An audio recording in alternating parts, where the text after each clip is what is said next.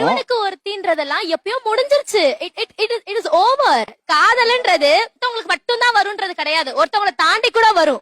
ஒரு நாய்க்கு விதவிதமான உணவுப் பொருட்களை முன்னால் வைத்தாலும் அது நரகளை உண்பதை தான் விரும்பும்.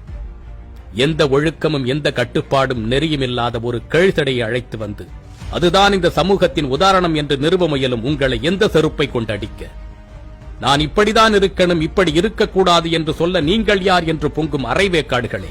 10 பேரை வைத்து 1 மணி நேரம் நிகழ்ச்சி நடத்தக்கூடிய உங்களுக்கே நெறியாளர் என்று ஒருவர் தேவைப்படுகின்றது.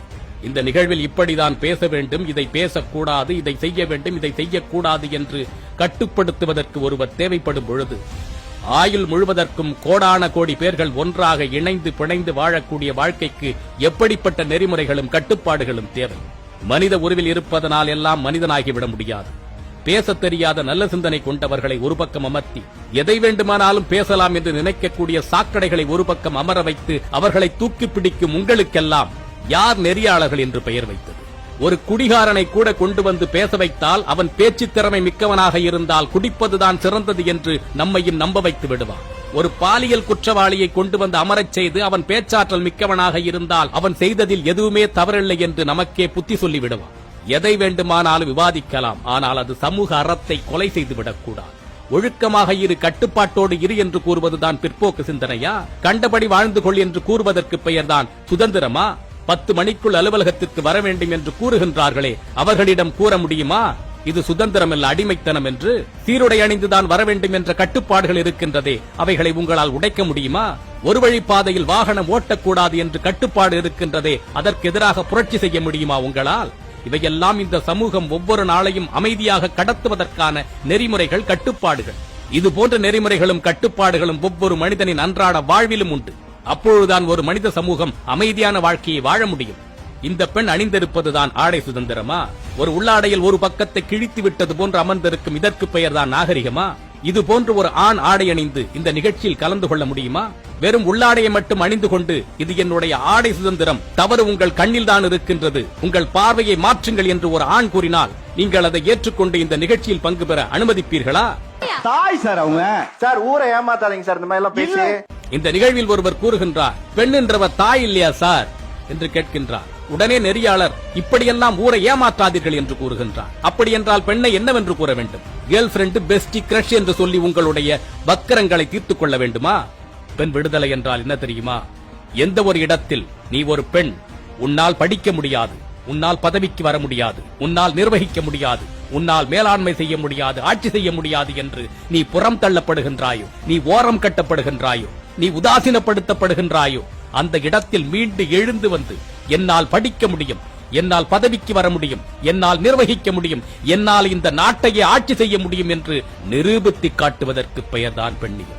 ஆண் பண்ற பொறுக்கித்தனத்தெல்லாம் நானும் பண்ணுவேன் சொல்றது பெண்ணியம் அல்ல. நீங்கள் தாலி அணிந்து கொள்வதோ அணியாமல் இருப்பதோ உங்களது விருப்பம். நீங்கள் மெட்டி அணிந்து கொள்வதும் அணியாமல் இருப்பது உங்களது விருப்பம். இந்த உலகத்தில் இருக்கும் அத்தனை பேரும் தாலி அணிந்து வாழவில்லை. வேறு வழியே இல்லை என்று சொன்னால் மறுமணம் செய்து கொள்வது கூட தவறில்லை. ஆனால் ஒருவனுக்கு ஒருத்தி என்று கூறுவது ஒரு ஆழமான நம்பிக்கை, ஒரு வாழ்க்கை துணைக்கு மற்றொரு துணை கொடுக்கக்கூடிய உத்தரவாதம். அது உனக்காக நான் இருப்பேன், உனக்காக மட்டும் நான் இருப்பேன் என்று சொல்லக்கூடிய அங்கீகாரம். அது இந்த நம்பிக்கை தான் மனித குலத்தின் அடிப்படை. ஒவ்வொரு உறவும் ஆழமான நம்பிக்கையின் அடிப்படையில் தான் செயல்படுகின்றது. இந்த நம்பிக்கை பெற்றவர்களுக்கும் பிள்ளைகளுக்கும் இடையில் உண்டு. இந்த நம்பிக்கை உறவுகளுக்கும் நண்பர்களுக்கும் மத்தியில் உண்டு.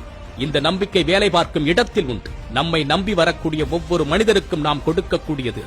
அப்படி கணவன் மனைவிக்கு இடையே கொடுக்கக்கூடிய ஆழமான அழுத்தமான அங்கீகாரம் மிக்க நம்பிக்கைக்கு பெயர்தான் உனக்காக நான், எனக்காக நீ, ஒருவனுக்கு ஒருத்தி என்பது. அப்படிலாம் என்னால வாழ முடியாதுங்க, நான் என் இஷ்டப்படிதான் இருப்பேன்னு சொன்னா நீ ஒரே நேரத்துல 4 காதலர்களோட கூட வாழ்ந்துக்க. உன்னோட வீட்டுல இருக்கக்கூடிய ஆண்களுக்கு பெண்களுக்கு அதற்கான வாய்ப்புகளை கூட நீ ஏற்படுத்தி கொடு. ஆனால் அதுதான் உலகத்துல சிறந்தது, அதுதான் உலகத்துல உயர்ந்தது, அப்படிதான் வாழணும்னு சொல்லிட்டு இந்த சமூகத்திற்கு பாடம் எடுக்காது. அதற்கான அருகதை உனக்கு கிடையாது.